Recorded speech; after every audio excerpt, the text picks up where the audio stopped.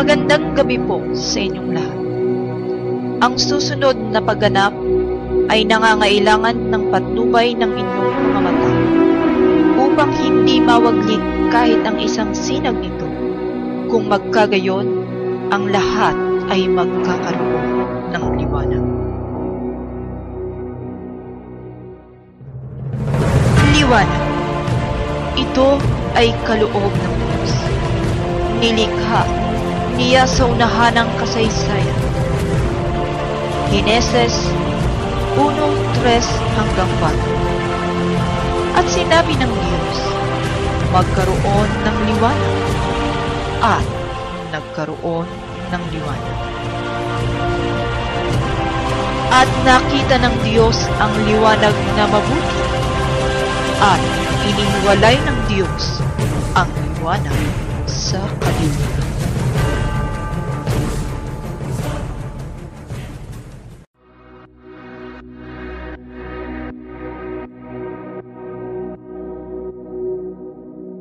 Nagalak ang Panginoon sa kanyang mga nilikha, at maging ang tao na kanyang ginawa ay kinalulugdan niya dahil sa mabubuti nilang mga gawa.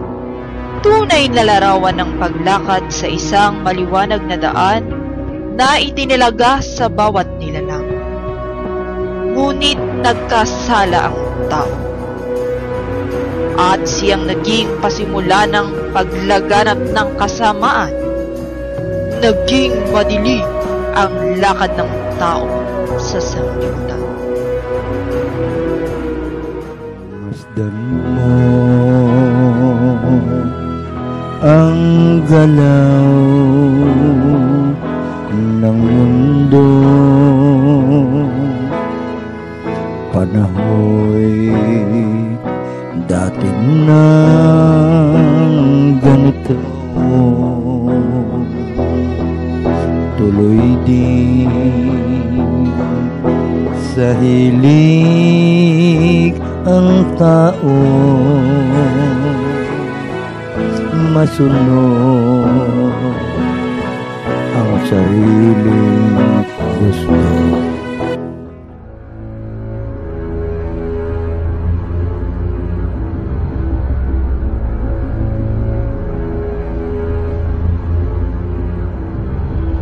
Eclesiastes 7:29. Narito, ito lamang ang aking nasumpungan, na ginawang matuwid ng Diyos ang tao, ngunit nagsihanap sila ng maraming kathang. Roma 3:10-12. Gaya ng nasusulat, walang matuwid, wala kahit isa. Walang nakatatalastas, walang humahanap sa Diyos. Silang lahat ay nagsilihis, magkakasamang nawala ng kasaysayan. Walang gumagawa ng mabuti, wala kahit isa.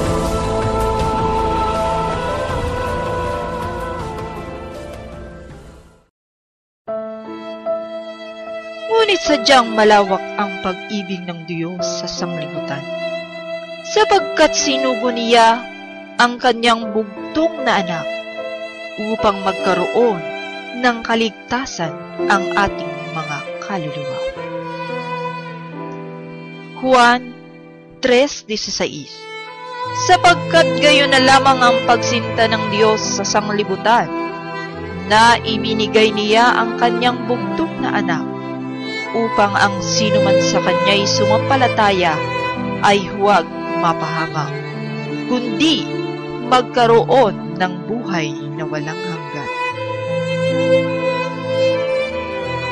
Muli, nagkaroon ng pag-asang sanglibutan sa pagdating ng ating Panginoong Hesukristo. Muli niyang tinanglawan ng liwanag ang sanglibutan. Juan 9:5. Samantalang ako'y nasa sanglibutan, ako ang ilaw ng sanglibutan. Nagkaroon pa rin ng dalawang bahagi ang buhay ng tao. mayroong lumakad sa kadiliman at mayroong pinili ang mag-ingat ng liwanag. Juan 3:19 hanggang 21.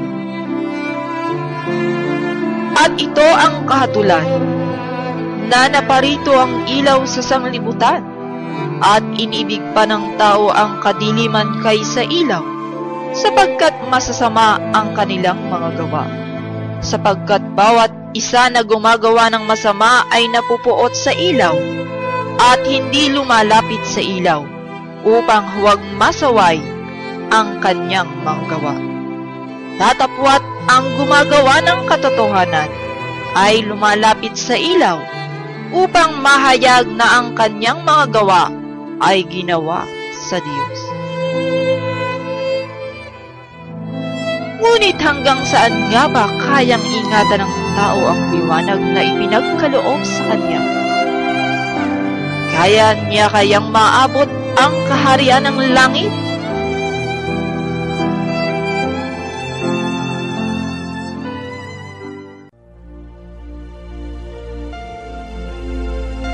Mateo 25:1 hanggang 12.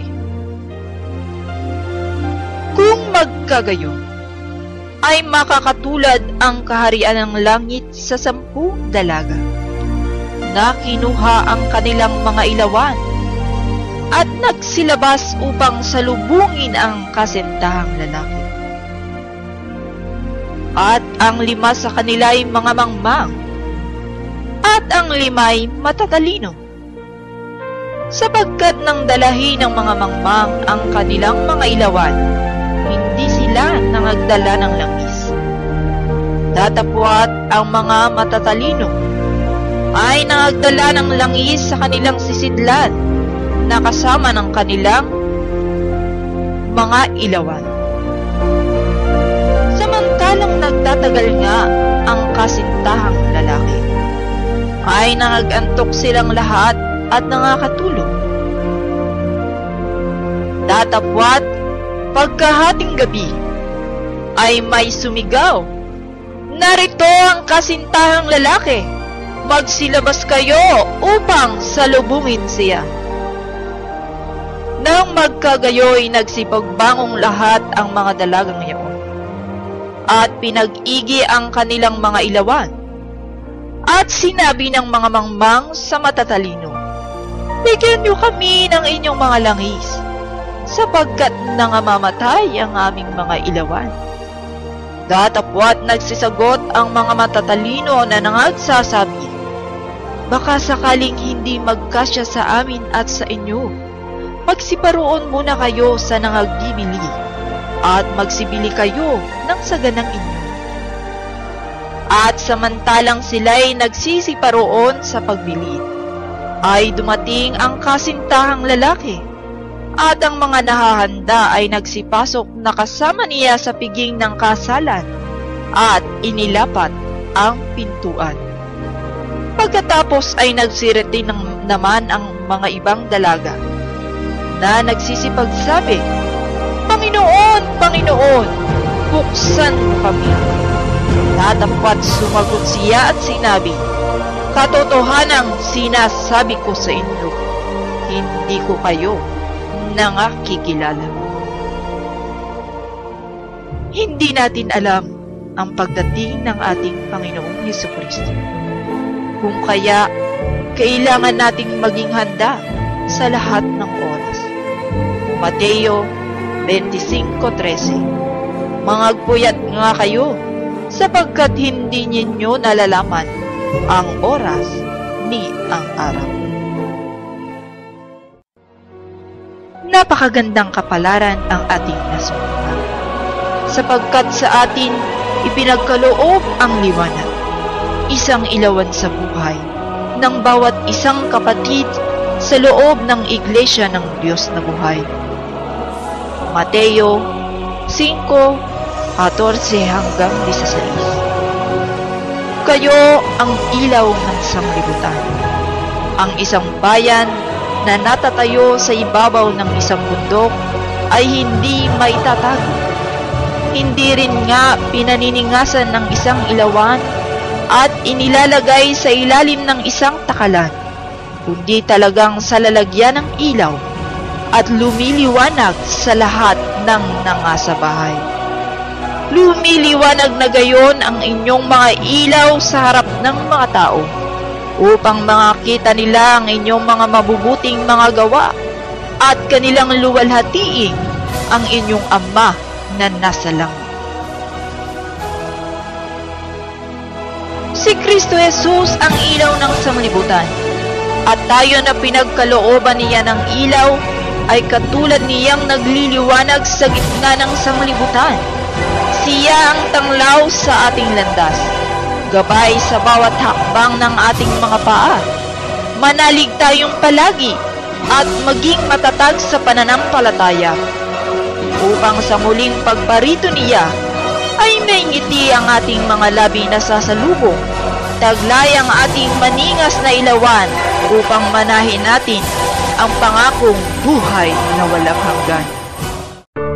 Kaya nga mga kabataan, at sa lahat ng naririto, itaas natin ang ating mga ilawan at isabog ang gintong liwanag nito, sapagkat sa ating pagkakatipon ngayong gabi ay kadaupang palad natin ang dakilang panauhi na siyang may sabi sa Mateo 18:20, sapagkat kung saan nagkakatipon ng 2 o 3 sa aking pangalan, ay naroroon ako sa gitna nila. Halina mga kapatid sa Iglesia ng Diyos na buhay, papurihan natin ang ating marangal at dakilang panauhi, na walang iba kundi ang ating Panginoong Hesukristo, ang tinapay na bumababang galing sa langit. Bigyan natin ng malakas na palakpak ang ating Panginoon at salubungin natin ng ating mumunting liwanag.